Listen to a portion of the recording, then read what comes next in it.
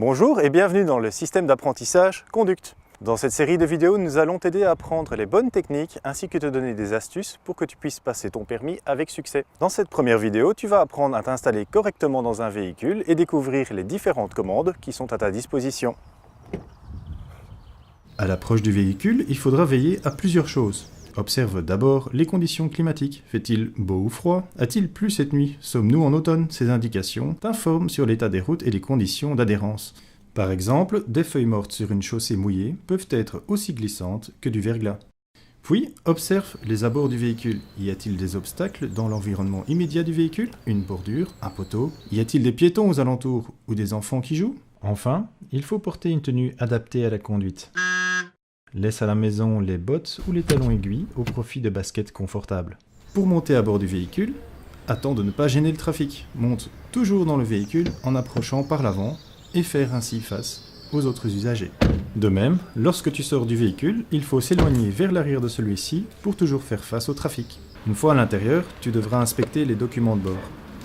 As-tu bien pris tes documents personnels, permis de conduire et carte d'identité, pour toi comme pour ton guide? Vérifie à bord la présence du certificat d'immatriculation du véhicule, le certificat de contrôle technique si applicable, le certificat de conformité et les documents d'assurance. Attention, les photocopies ne sont pas valables. Ces documents sont à contrôler régulièrement pour s'assurer qu'ils sont bien présents et que les dates de validité soient toujours bonnes. Passons à présent à l'installation dans le véhicule. Pourquoi est-il nécessaire de s'installer correctement? Il y a principalement deux raisons à cela. Tout d'abord, retarder la fatigue de conduite. Une mauvaise position va entraîner un inconfort, voire des douleurs aux jambes, au cou ou aux bras. Cela est d'autant plus important lorsque tu es en apprentissage. Deuxièmement, une bonne position offre une meilleure maîtrise, un bon accès aux commandes et une visibilité optimale. S'installer dans le poste de conduite se fait en 10 étapes. 8 étapes pour l'installation proprement dite et 2 pour la sécurité. Première étape, régler la hauteur du siège. Le regard doit se porter au niveau du milieu du pare-brise. La manette de réglage se trouve sur le côté gauche du siège conducteur. Il faut l'actionner de bas en haut ou de haut en bas pour modifier la hauteur du siège. Deuxième étape, la profondeur du siège. Se tenir d'une main au volant pour éviter de laisser le siège glisser sur ses rails. Débloque à l'aide de la barre sous le siège le mécanisme de retenue et ajuste la profondeur. Comme référence, la jambe gauche doit être semi-fléchie lorsque l'embrayage est enfoncé complètement. Troisième étape, l'inclinaison du dossier. La commande se trouve au niveau des hanches. Pour la débloquer, il faut pousser légèrement avec le dos sur le dossier, tout en basculant la commande vers l'arrière. Pour un bon réglage, tends tes bras. Les poignets touchent le dessus du volant sans décoller le dos du dossier. Lorsque les mains sont sur le volant, les bras sont alors légèrement fléchis. Quatrième étape, la hauteur de l'appui-tête. L'appui-tête se règle vers le haut tout simplement en tirant dessus, et vers le bas en poussant sur le petit bouton à la base de sa fixation. Le haut de la tête doit être à la même hauteur que le haut de l'appui-tête. Cinquième étape, régler le volant. Il est possible également de régler la hauteur et la profondeur du volant. Celui-ci ne doit ni cacher le compteur, ni empiéter sur la visibilité vers l'avant.